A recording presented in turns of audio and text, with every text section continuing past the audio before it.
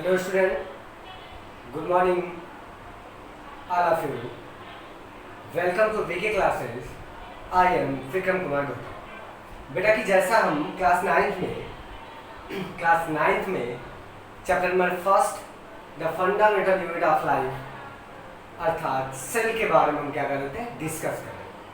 अब तक हमने 2 लेक्चर्स फिनिश किए हैं। उस 2 लेक्चर्स में हमने पहला पॉइंट हमने देखा था, पहले लेक्चर्स के दौरान हमने कुछ फंडामेंटल चीज़ों को समझा था, ठीक है, आपको बता रखा हुआ था। दूसरे लेक्चर्स में हमने एनसीईआरटी का जो सेक्वेंस था उसको फॉलो करते हुए हम आगे बढ़ रहे थे। आज का जो थर्ड वाला लेक्चर है इसमें हम गांधी इंग्लिश करेंगे उसी से पहले, लेकिन हम उसको स्टार्ट करने से पहले हम कुछ आपको रिकॉल कर लेते हैं कि पिछले लेक्चर्स में हमने ब्रीफ में देखते हैं कि क्या क्या हमने स्टडी। तो पहला पॉइंट आपको याद है कि एनसीईआरटी में हमने आपको बताया था, पहला पॉइंट हमने डिस्कस किया हुआ था कि आपको बायोलॉजी फंडामेंटल दिखाया है। तो बायोलॉजी क्या होती है, जनरली बायोलॉजी होती क्या, उसकी डिफिनेशन हमने देखी हुई थी। फिर बायोलॉजी के पार्ट्स हमने देखे थे, जूलॉजी के बारे में एंड क्या होते बॉटनी के बारे में डिस्कस किया था, उसके लैटिन वगैरह वर्ड्स को देखा था, बायोलॉजी वर्ड्स किसने दिया था उसके बारे में हमने देखा था। फिर हम एनसीईआरटी पे आते थे, हमने देखा discovery of cell, fundamental unit के बारे में देखा कि व्हाट इज सेल, सेल है क्या। हर वर्ड छोटा सा एक नाम लिखा गया है कोशिका, लेकिन बेटा इसको पढ़ा जाए तो बड़ा ही ब्रॉडर सेक्शन किया। अगर हम देखें तो इसको अगर नहीं हमने बता रखा था भी आपको कि हमने एमएससी में बेटा सेल बायोलॉजी से किया हुआ था, 1 साल तक हमने किया हुआ था सेलुलर बायोलॉजी ही पढ़ी। तो आप सोच सकते हो कि ब्रॉडर साइंस में से एक गिनी जाती है जो सेल साइंस होती है, ठीक है, सेल साइंस के नाम से जानी जाती है। तो सेल को हम 9th के लेवल पर पढ़ना है तो बहुत ज़्यादा आपको नहीं पढ़ना है, जो एनसीईआरटी में देख रखा है थोड़ी थोड़ी चीज़ों को बहुत आसानी से समझेंगे और बहुत ही बेटा क्या हुआ इंटरेस्टेड है। आप समझते जाइए ना, हमारी बॉडी भी किससे बनी हुई, सेल से। अंतर क्या था, मल्टी सेलुलर ऑर्गेनिज्म है, जिसकी वजह से ही तो हमारी लाइफ चलती है उन सेल की वजह से, ठीक है। जैसे कुछ सिंगल सेल के बने हुए ऑर्गेनिज्म होते हैं जिसको हम कहते थे यूनिसेलुलर ऑर्गेनिज्म, जो मल्टी सेल के बने होते हैं उनको हम क्या कहते थे, मल्टी सेलुलर ऑर्गेनिज्म। तो हमने ये सारे फिर क्या होता है डिस्कस किया बस उस लेक्चर के दौरान जो दिया था। सेल की डिस्कवरी के बारे में हमने क्लियर किया हुआ है कि फर्स्ट टाइम डिस्कवरी कैसे हुई, किसने किया, लिविंग सेल कैसे किसने डिस्कवर किया, डेड सेल किसने डिस्कवर किया। उसके बाद हमने न्यूक्लियस को देखा डिस्कवरी कैसे होती है। फिर उसके देखा हमने बेटा प्रोटोप्लाज्म या जिसे साइटोप्लाज्म जनरली प्रोटोप्लाज्म बोला जाता है, वो प्रोटोप्लाज्म क्या होता है, किसने डिस्कवर किया, तो सारी व्यू देखी, ठीक है। तो अब बड़ी इंटरेस्टिंग फंडामेंटल कहानी आती है, आगे हम स्टार्ट करते हैं। तो लास्ट लेक्चर हमने ये बता रखा हुआ था कि आपको कुछ सेल के अंदर, जैसे हमारे बॉडी में क्या होते हैं, सेल से मिलकर आपको टिश्यूज का फॉर्मेशन होता है और डिफरेंट टिश्यूज से आपको डिफरेंट ऑर्गन बनते हैं और डिफरेंट ऑर्गन क्या होते हैं, एक स्पेशल फंक्शन क्या होते हैं, परफॉर्म करते हैं, मतलब एक विशेष प्रकार के ही कार्य करते हैं। जैसे हमने एग्जांपल्स में दे रखा हुआ था कि हार्ट होगा पंप का काम करता है, बेटा ब्लड को पंप करता है। फिर हमने लंग्स को देखा था जो रेस्पिरेशन में एक्सचेंज करता है गैसेस को, ठीक है। फिर उसके बाद हमने किडनी के देखा होगा, किडनी क्या करती है, फिल्टर करती है हमारी यूरिया को, ब्लड से यूरिया को फिल्टर करके निकालती है। तो लास्ट ऑफ द बॉडी में जितने भी ऑर्गन है सबके अलग अलग काम है। जस्ट उसी तरह से आपको देखा जाए तो सेल के अंदर भी क्या होते हैं, एक सिंपल सेल के अंदर भी क्या होते हैं, आपको ढेर सारे ऑर्गन्स मिलते हैं उसके, और वो सारे ऑर्गन छोटे ऑर्गन्स मिलकर आपको सेल ऑर्गन्स का निर्माण करते हैं, जिसको हम सेल ऑर्गन्स कहते हैं या फिर कोशिकांग कहा जाता है। हिंदी में याद रखिएगा, उसको कहते हैं हिंदी में कोशिकांग। और वो सारे कोशिकांग मिलकर ही क्या करते हैं, आपको फॉर्मेशन करते हैं किसका बेटा, एक सेल का, ठीक है। आज हम उसी के बारे में डिस्कस करेंगे, ठीक है। तो हम देखते हैं जनरली क्या हुआ, हमने देखा कि वो सेल किसी भी बॉडी की हो, किसी भी, चाहे प्लांट सेल की हो, चाहे एनिमल सेल की हो, किसी भी स्पीसीज की हो, लेकिन अगर सेल है तो उस सेल में जितने भी सेल ऑर्गेनेल्स होते हैं वो सारे के सारे बेटा सेम मिलते हैं और सेम फंक्शन परफॉर्म करते हैं। ये बड़ा इम्पॉर्टेंट कैरेक्टर था जो एनसीईआरटी की लास्ट लाइन में लिखा हुआ है, ठीक, पढ़ेंगे तो शायद आपको पता भी चला होगा। अब हम देखते हैं उसके आगे कहानी कि आपको इंग्लिश क्या लिखा हुआ कि कोशिका किससे बनी होती है और कोशिका का संरचनात्मक संगठन क्या होगा। तो आपको कह सकते हो कि कोशिका जो होती है, सेल्स जो होती है वो किसकी बनी होती है। तो हम देखते हैं सेल्स क्या होती है, जनरली हमने देखा हुआ पिछला लेक्चर। तो सेल्स आपको जो बनी होती है वो सेल ऑर्गेनेल्स से आपको क्या होती है, जनरली बनी होती है। सेल ऑर्गेनेल्स उसके घटक होते हैं, ठीक। लेकिन उसके उपरांत भी हमको देखना है कि यदि हम एनसीईआरटी के अकॉर्डिंग चलेंगे तो एनसीईआरटी को फॉलो करते हैं। हम देखें तो बेटा क्या होता है, सेल को अगर प्रॉपर अगर माइक्रोस्कोप से देखें तो हमको उनमें डिफरेंट टाइप्स के स्ट्रक्चर मिलते हैं। तो हमको जो मेन स्ट्रक्चर आपको दिखाई देता है तो उसके 3 पार्ट्स को डिवाइड किया गया, उसी को हमको देखना है। तो हम पहले आपको कुछ से नॉर्मली स्ट्रक्चर बना देते हैं समझने के पॉइंट ऑफ व्यू से, फिर उसको थोड़ा सा क्लियर समझते हैं, ठीक है। जैसे अगर हम बनाए एक स्फीयर का, ये मान लीजिए बेटा हमने सेल बना दिया, ठीक है। इस सेल के अंदर एक और कहा जाता है, ठीक है। ये मिला आपको सेल के अंदर, आपको क्या मिला बेटा, ये टाइप मिला।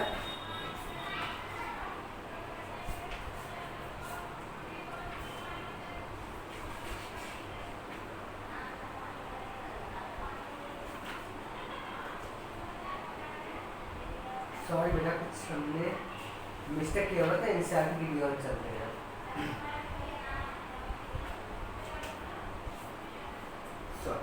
सॉरी एक मिनट, यहाँ पे स्टॉप करिएगा बेटा। जो हमने एनसीईआरटी में नहीं दिया, कुछ और भी नॉलेज ले, आज थोड़ा सा एनसीईआरटी बियॉन्ड का बड़ी इंटरेस्ट है। तो स्टार्ट करें, let's now the start important topic of cell. Cell की एक बड़ी इंपॉर्टेंट टॉपिक है कि हमने आपको सर कहेंगे कि सर आपने सेल की डिस्कवरी बता दी, हमने सेल का आपको क्या बता दिया बेटा कि शेप बता दिया, साइज बता दी, यही सब तो बता के हमने क्लियर किया होता।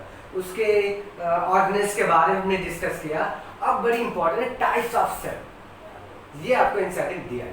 तो ध्यान से सुनिएगा, मैं आज का लेक्चर टाइप्स ऑफ सेल पे डिस्कस करूँगा, बहुत बड़ा नहीं करूँगा लेक्चर को, छोटा सा समझेंगे लेकिन टाइप्स समझ लेंगे। तो ध्यान रखिएगा, आज का जो लेक्चर होगा वो है टाइप्स ऑफ सेल। क्लियर है?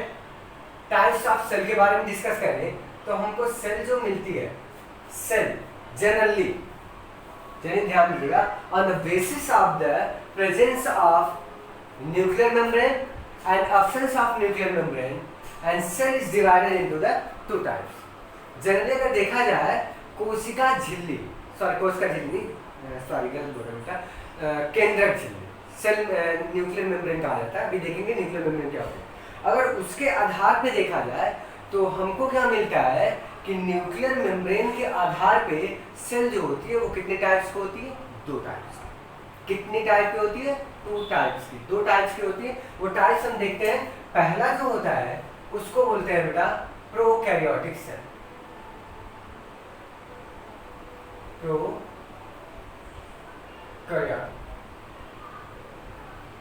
Prokaryotic cell. एंड सेकेंड जो मिलता है उसको हम कहते हैं बेटा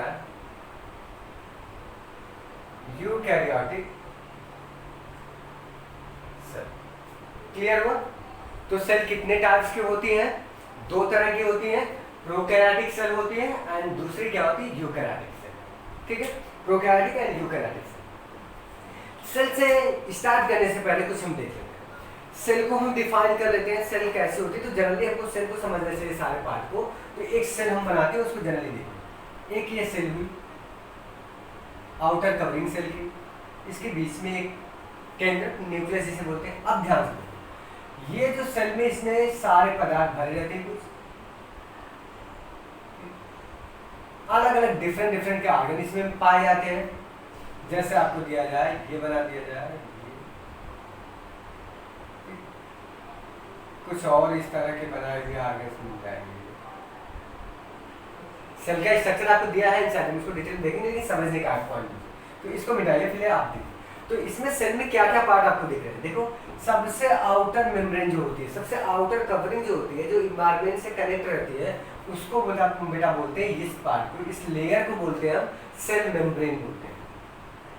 ध्यान से नोट करना है, सेल मेम्ब्रेन।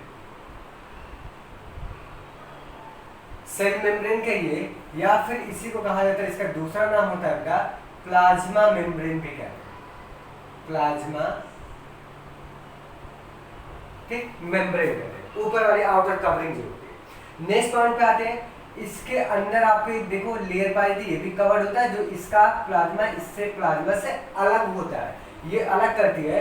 तो इसको, ये लेयर को जो करती है, ये मेम्ब्रेन जो आपको मिलती है, इसको हम कहते हैं बेटा न्यूक्लियर मेम्ब्रेन कहते हैं। क्या कहते हैं? न्यूक्लियर मेम्ब्रेन कहते हैं। समझ में आ रहा है? ध्यान सुनिएगा, सेल मेम्ब्रेन को कोशिका झिल्ली बोला जाता है या प्लाज्मा झिल्ली बोलते हैं। न्यूक्लियर मेम्ब्रेन जो न्यूक्लियस को कवर किया जाता है उसको बोलते हैं न्यूक्लियर मेम्ब्रेन या केंद्रक झिल्ली बोलते हैं। क्लियर हो गया? इसके अंदर ध्यान रखो, केंद्रक न्यूक्लियर मेम्ब्रेन के बाहर और सेल मेम्ब्रेन के अंदर जो प्लाज्मा भरा रहता है, जो मटेरियल होता है लिक्विड प्लाज्मा, उसको बोलते हैं हम बेटा साइटोप्लाज्म बोलते हैं। क्या बोलते हैं? इस पॉइंट, ये जो पदार्थ आपको दिख रहा है इसको बोलते हैं साइटोप्लाज्म। साइटोप्लाज्म बोला जाता है। अब देन क्या होता है, ये साइटोप्लाज्म हुआ और उसी साइटोप्लाज्म में जो हमने नाम लिया था सेल ऑर्गेनेल्स का ना, वो सेल ऑर्गेनेल्स के नाम भी आपको लिख दिए हुए थे, जैसे mitochondria, endoplasmic reticulum, Golgi complex, ribosome, ये सारे लार्ड्स आप जितने भी मिलते हैं वो सारे के सारे आपको साइटोप्लाज्म के अंदर ही पाए जाते हैं, न्यूक्लियस के अंदर नहीं पाए जाते। न्यूक्लियस को हम डिटेल में पढ़ेंगे तो देखेंगे न्यूक्लियस के अंदर सिर्फ क्रोमोसोम पाया जाता है और कुछ लिक्विड पदार्थ, उसको डिटेल में हम देखेंगे। है आपको बारी बारी से पूरी सोचो कि इस चैप्टर में बेटा इसी एक सेल की कहानी पूरी पढ़नी है। आपको क्लियर बता रहा हूँ कि आपको इतना इंटरेस्ट आएगा कि जिसको आप देखे नहीं हो, जो हमारी बॉडी बनी हुई सामान जो भी सेल है उसके अंदर ये सारे फंक्शन होते हैं। इसी वजह से हम क्या करते हैं बेटा, लिव है, जीवित है। अगर उसमें कोई इन्फेक्शन होता है, डैमेज करता है वो, तो वो हमारे डेथ का कारण बनता है। ठीक है, तो हमको उसको पढ़ना बड़ा इंपॉर्टेंट। तो वो देखते हैं, ये सेल हमने देखा। एक और पॉइंट बची हुई, क्या इसके न्यूक्लियस के अंदर भी कुछ पदार्थ भरे रहते थे, क्या उसको भी कुछ कहा जाता है? तो आपको ध्यान रखिएगा, न्यूक्लियस के अंदर कुछ पदार्थ होते हैं, उस पदार्थ को हम बोलते हैं न्यूक्लियोप्लाज्म। न्यूक्लियोप्लाज्म। ठीक, तो दो चीज आपको याद करनी है कि एक तो हमको साइटोप्लाज्म मिला, साइटोप्लाज्म मतलब कोशिका द्रव्य, और न्यूक्लियोप्लाज्म का मतलब होता है केंद्रक द्रव्य। साइटोप्लाज्म का मतलब क्या हुआ? कोशिका द्रव्य, और न्यूक्लियोप्लाज्म का मतलब क्या हुआ? केंद्रक द्रव्य।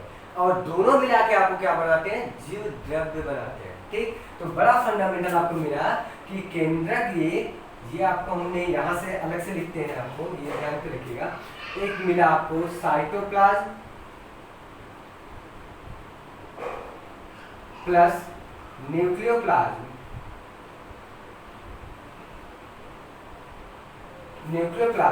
और दोनों मिलकर आपको क्या बनाते हैं?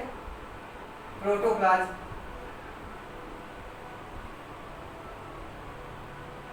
और प्रोटोप्लाज्म को ही, ध्यान सुनिएगा, प्रोटोप्लाज्म को ही सबसे फर्स्ट टाइम डिस्कवर्ड किसने किया था? आपको बताना है, मुझे नहीं, मैंने लेक्चर के दौरान बता दिया। तो कमेंट बॉक्स में जरूर लिख दीजिएगा बेटा। आप आंसर नहीं देते हो तो मुझे थोड़ा सा दुख होता है कि आप एक्टिव नहीं हो। मैंने आपको कुछ लेक्चर्स दिए, आपको एक दो दिन में, जो फर्स्ट लेक्चर या दूसरा दिया, तो आपको जब मैं दूंगा तो आप प्लीज़ आपसे रिक्वेस्ट है कि आप एक्टिव रहिए, हमारे क्वेश्चंस का जवाब दिया करिए, क्योंकि पहले मैं पढ़ा लेता हूँ, उसी का क्वेश्चन देता रहता हूँ। तो आपके क्वेश्चन ये बता रहा है कि प्रोटोप्लाज्म, जिसको कहते हैं जीव द्रव्य की डिस्कवरी सबसे फर्स्ट टाइम किसने की थी और उन्होंने उसका नाम क्या दिया था, और बाद में प्रोटोप्लाज्म नाम किसने दिया था, और वो आपको क्या होना चाहिए? याद होना चाहिए, उसका सन भी याद है, जो लेक्चर तुमने कंटिन्यूअस ले रखा। तो ये पॉइंट आपको मिली प्रोटोप्लाज्म। अब समझ में आया। और ध्यान रखिए, इसी प्रोटोप्लाज्म को हक्सले ने, एक साइंटिस्ट थे जिनका नाम था हक्सले नाम के साइंटिस्ट थे, उन्होंने ही बताया था प्रोटोप्लाज्म ही जीवन का क्या होता है, जीव द्रव्य ही जीवन का सार है। उन्होंने कहा था कि जितनी भी घटनाएं घटती हैं सेल के अंदर, जितनी भी घटनाएं लाइफ के लिए होती हैं, वो सारी की सारी विद इन प्रोटोप्लाज्म, वो प्रोटोप्लाज्म के अंदर।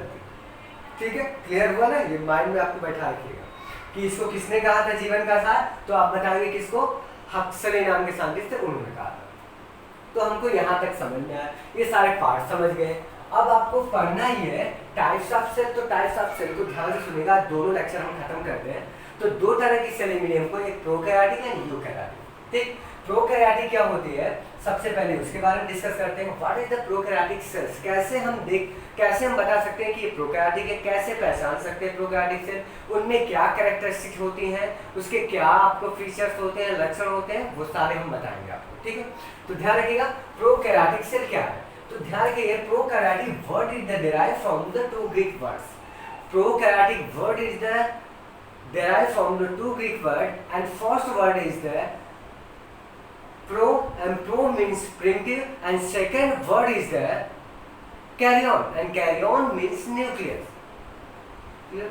अब समझो कि ये जो प्रोकैरियोटिक वर्ड्स है ये दो ग्रीक वर्ड से डिराइव किया गया है. वो शुरुआत में पहले लेक्चर में बताया जैसे बायोलॉजी का, वो याद रहे. तो प्रोकैरियोटिक दो ग्रीक वर्ड से डेवलप हुआ है. पहला जो ग्रीक वर्ड इसका होता है बेटा वो होता है प्रो, और प्रो मीन्स होता है प्रिमिटिव. प्रिमिटिव होता है जिसपे प्रिमिटिव मतलब आद्य, हिंदी में क्या रहता है आद्य, सूक्ष्म होता है, जो दिखाई नहीं देता हो, ठीक है, स्पष्ट नहीं दिखाता, अनवेल डेवलप होता है. तो ये हुआ प्रिमिटिव. और दूसरा जो वर्ड लिखा गया है देखो प्रो, एंड दूसरा वर्ड कैरियोटिक. कैरियोटिक वर्ड लिया गया है बेटा ग्रीक वर्ड के कैरियन से. किससे लिया गया? कैरियन से. नोट डाउन कर लीजिएगा, एनसीईआरटी में नहीं है, साइड वाले बुक में हो सकता है नहीं. कैरियन से. कैरियन का मीन्स होता है बेटा न्यूक्लियस. न्यूक्लियस ये रहा. अब देखो pro means primitive and karyon means nucleus. तो क्या कहोगे? जनरली दोनों वर्ड को जोड़ो तो क्या कहोगे? प्रिमिटिव न्यूक्लियस, आद्य न्यूक्लियस, जो अस्पष्ट सुस्पष्ट दिखाई नहीं देता है, फॉल्स न्यूक्लियस. सही है. तो न्यूक्लियस की प्रेजेंस और एब्सेंस ऐसे नहीं कर सकते हो. न्यूक्लियस की जो मेम्ब्रेन होती है वो स्पष्ट करती है कि न्यूक्लियस कैसा है. तो हम देखते हैं कि न्यूक्लियस के आधार पे ही हम क्या करते हैं, सेल को दो भागों में डिवाइड किए हुए. पहला हमने बता रखा प्रोकैरियोटिक जो पढ़ रहे हैं, दूसरा हमने बताया कि कौन सा बेटा यूकैरियोटिक. तो पहला हम देखते हैं प्रोकैरियोटिक का सारे लक्षण. तो इसके लक्षण क्या होता है? प्रोकैरियोटिक सेल में पहला पॉइंट तो ये मिला, पहला कैरेक्टरिस्टिक फीचर ये मिला बेटा. पहला आप बताओगे, सॉरी फर्स्ट आप बताओगे कि पहला ये मिला कि प्रिमिटिव न्यूक्लियस. ऐसे कह सकते हो कि कह सकते हो इनमें जो न्यूक्लियस मिलता है वो आपको अनडेवलप्ड होता है, वो आपको डेवलप सुस्पष्ट केंद्रक नहीं पाया जाता है. जो प्रोकैरियोटिक सेल होती है उसमें जो न्यूक्लियस होता है वो अनडेवलप्ड होगा. तो लिख सकते हो न्यूक्लियस अनडेवलप्ड. न्यूक्लियस जो होता है अनडेवलप्ड होता है. पहला फंडामेंटल मिला, याद रखिएगा. दूसरा बड़ा इंपॉर्टेंट पॉइंट है कि न्यूक्लियर मेम्ब्रेन जो होती है वो क्या होती है? गायब होती है, एब्सेंट होती है न्यूक्लियर मेम्ब्रेन. और इसी की वजह से न्यूक्लियस आपको स्पष्ट नहीं होता. जब न्यूक्लियर सुन रहे हो ना, एकदम बिल्कुल मेरी तरफ देखना है, लेक्चर्स पे फोकस करना है, और कॉपी सॉरी नोट्स और पेन रखे रहिए, रफ कॉपी रखे उस पर नोट कर लिया क्या करिए. ठीक, स्टार्ट करें. मैंने बताया क्या न्यूक्लियर मेम्ब्रेन जो होती है, दूसरा कैरेक्टर बता रहा हूँ. न्यूक्लियर मेम्ब्रेन जो होती है, जो यहाँ पे देखे हो ना, न्यूक्लियर मेम्ब्रेन क्या बताया था इसको? केंद्रक झिल्ली. ये बेटा आपको क्या होती है? गायब होती है, नहीं पाई जाती, जिसकी वजह से न्यूक्लियस स्पष्ट दिखाई नहीं देता. और जिसकी वजह से जो न्यूक्लियोप्लाज्म होता है और साइटोप्लाज्म, अभी भी तो बताया था प्रोटोप्लाज्म का दो पार्ट होता है, न्यूक्लियोप्लाज्म और साइटोप्लाज्म, वो दोनों के दोनों क्या होते हैं? फ्यूज होते हैं. किसमें? Prokaryotic cell. उसमें आपको साइटोप्लाज्म न्यूक्लियोप्लाज्म क्या होता है? सेपरेट नहीं होते. क्लियर है? तो इसमें कह सकते हो कि आपको न्यूक्लियर मेम्ब्रेन इज एब्सेंट. तो दूसरा क्वेश्चन क्या मिला? Nuclear membrane, nuclear membrane absent. Clear हो गया? न्यूक्लियर मेम्ब्रेन क्या होती है? वो एब्सेंट होती है, गायब होती है. जैसे इसको मिटा, गायब हो गई. कुछ दिख रहा है सेल के अंदर? कुछ नहीं. साइटोप्लाज्म भी आपको डिफाइन नहीं करते, अलग नहीं है, और न्यूक्लियोप्लाज्म कौन सा है वो हम डिफाइन नहीं कर सकते. क्लियर हो गया? दो कैरेक्टर हुए.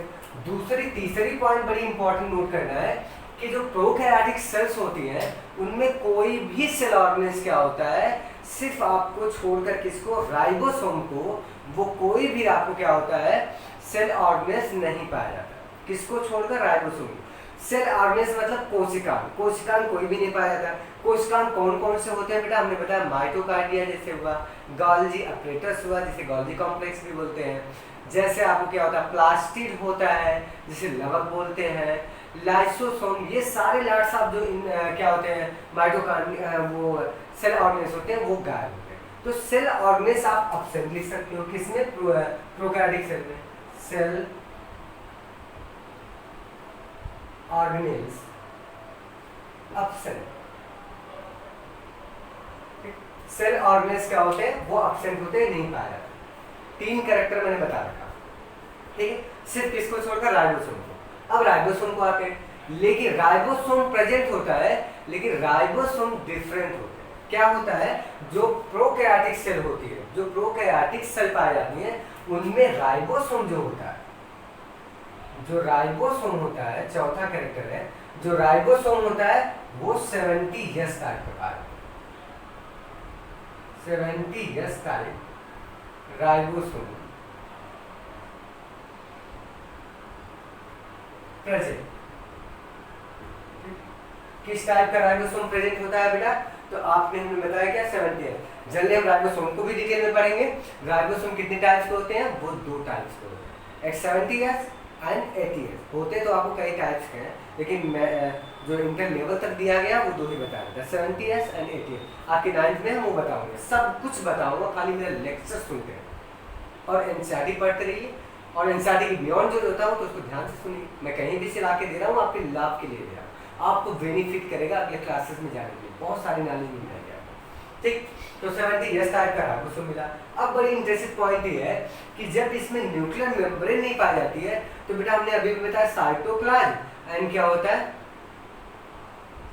और न्यूक्लियोप्लाज्म, दोनों फ्यूज होते हैं आपस में, मतलब उसको अलग करने वाली कोई मेम्ब्रेन ही नहीं न्यूक्लियर मेम्ब्रेन का। तो आप लिख सकते हो क्या इसका कैरेक्टर, मेन कैरेक्टर पांचवा है कि आपको साइटोप्लाज्म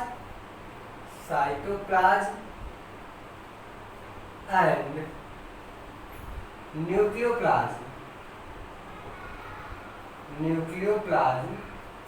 फ्यूज्ड टुगेदर, फ्यूज मतलब आपस में घुले रहते हैं, फ्यूज टुगेदर, आपस में साथ साथ क्या होते हैं, घुले रहते हैं।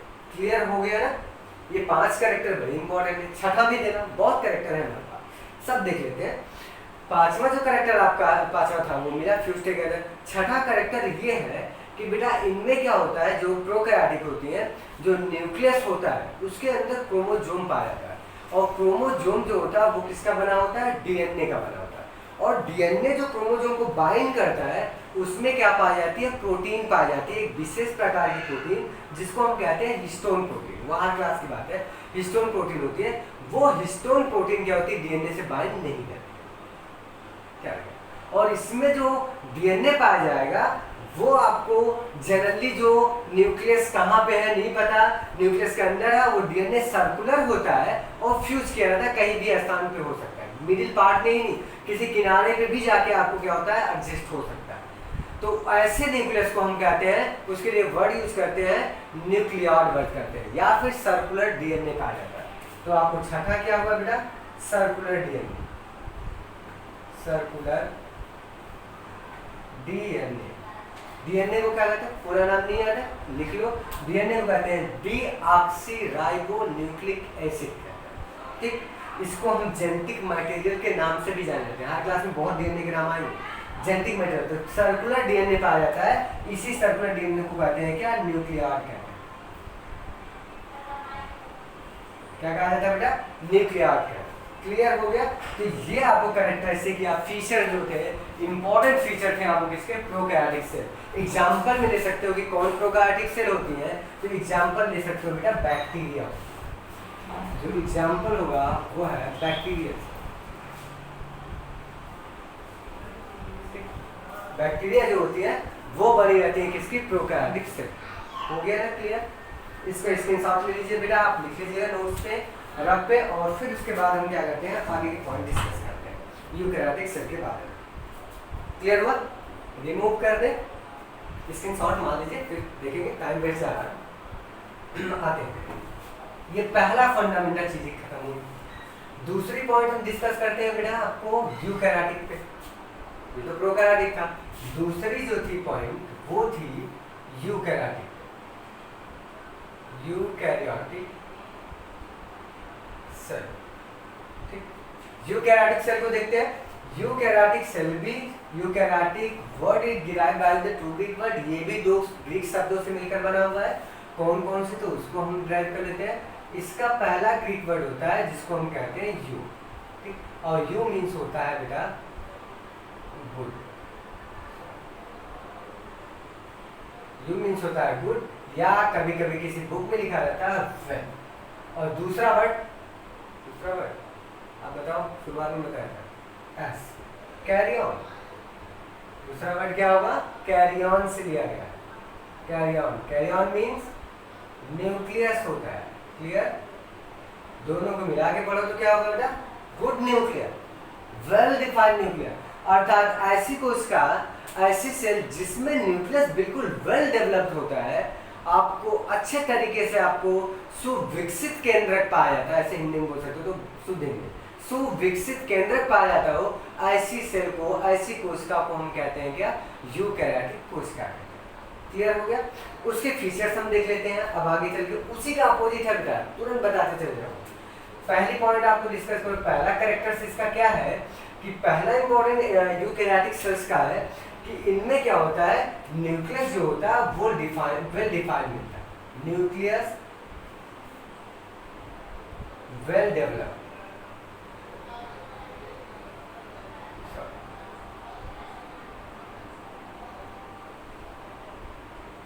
वेल डेवलप्ड पहला पॉइंट। उसमें न्यूक्लियस नहीं मिलता था, ठीक। इसमें न्यूक्लियर मेम्ब्रेन पाई जाती है, किसमें? यूकैरियोटिक में। तो आप यहां कहोगे दूसरा कैरेक्टर क्या मिला? न्यूक्लियर मेम्ब्रेन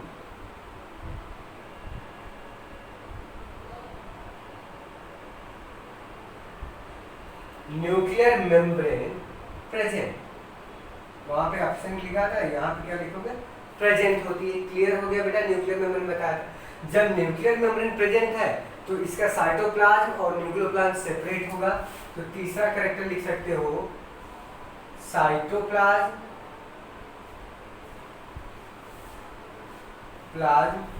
एंड न्यूक्लियोप्लाज्म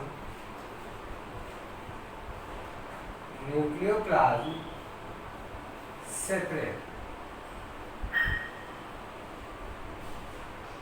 अलग अलग होते हैं, बिल्कुल कौन अलग करता है? ये न्यूक्लियर मेम्ब्रेन अलग करती है, ठीक है। फिर हमने क्या देखा था कि उसमें सेल ऑर्गेनेल्स नहीं पाए जाते थे, ये देखा था ना, यूकैरियोटिक में सेल ऑर्गेनेल्स नहीं पाए जाते थे। इसमें सेल ऑर्गेनेल्स क्या होंगे? प्रेजेंट होंगे। तो आप लिखोगे क्या? सेल ऑर्गेनेल्स एग्जाम्पल में क्या लिख सकते हो? माइटोकॉन्ड्रिया,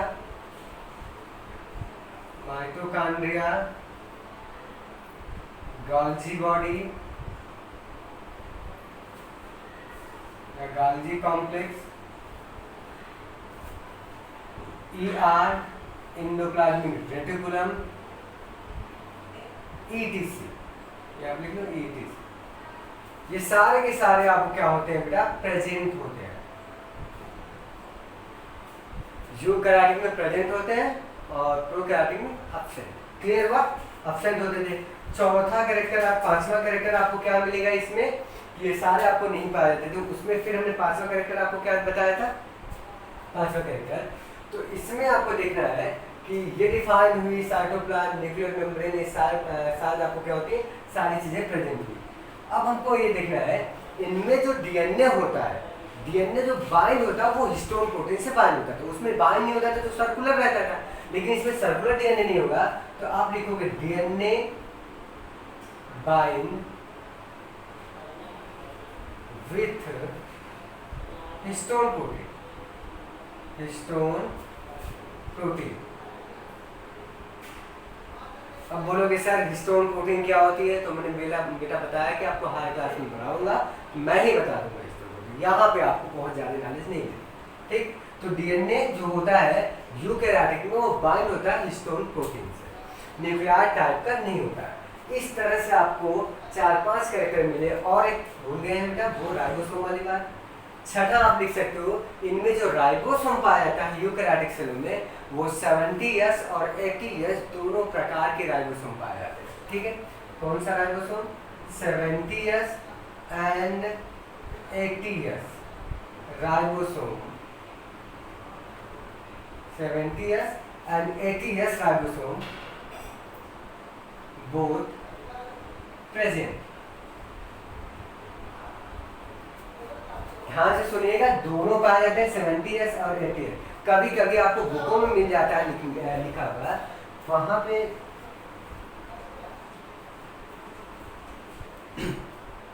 वहां पे मिल जाएगा कि 80 ईयर्स प्रेजेंट। देखिए आपको बता देना चाहता हूँ बेटा, 80 ईयर्स उसके साइटोप्लाज्म में तो पाया जाता है 80 ईयर्स टाइप का राइबोसोम, लेकिन क्या होता है 70 ईयर्स टाइप का जो राइबोसोम होता है ना, वो माइटोकांड्रिया के अंदर भी पाए जाते हैं।